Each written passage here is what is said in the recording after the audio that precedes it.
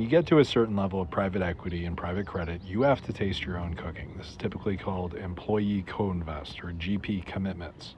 2% to 5% of the fund has to be the principals of the firm. What's happened over the past 5 or 10 years is that these funds have gotten bigger and bigger. Each employee at Blackstone, Ares, Apollo, or whatever are allocating more and more to credit and equity.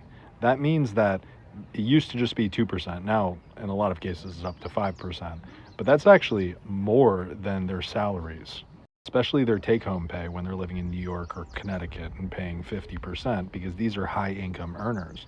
Then you have to think about their lifestyles. They're paying for the Greenwich home.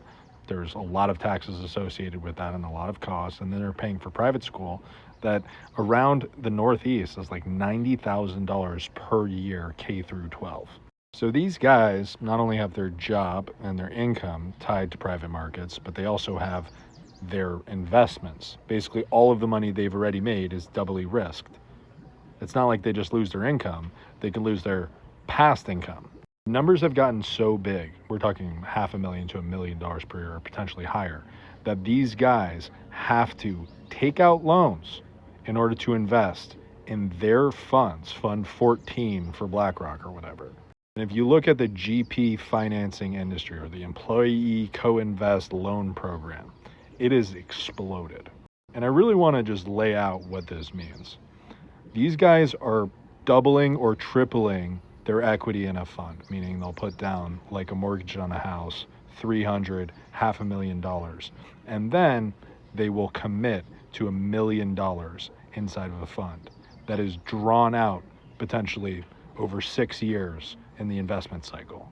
Then that money is used to LBO, most of the times, leverage buyout equities, right? So then they're running it at 7 times leverage based on the sponsor marked EBITDA. They don't even include the PIK on it. They don't even include the PIK. When they say it's 7 times levered, a lot of times in these private funds, it's actually 9 times levered. So you have leverage into the mega leverage, meaning the highest spenders. Everyone talks about the K-shaped economy. They talk about the top 10%. This is really the 1% to the 0.1% of income earners in the country. They don't have the cash flow. They legitimately don't have the cash flow. Their investments have to work. Their investments are where they work. It is all tied to the same thing. If they go belly up, that's not like 2008, okay? 2008, strippers were buying 4 homes, ninja loans. It was ultimately affected everyone to some extent because all assets went down.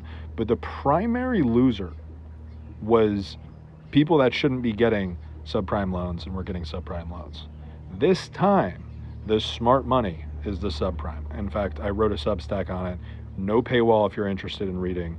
That's called The Smart Money is the Subprime this time.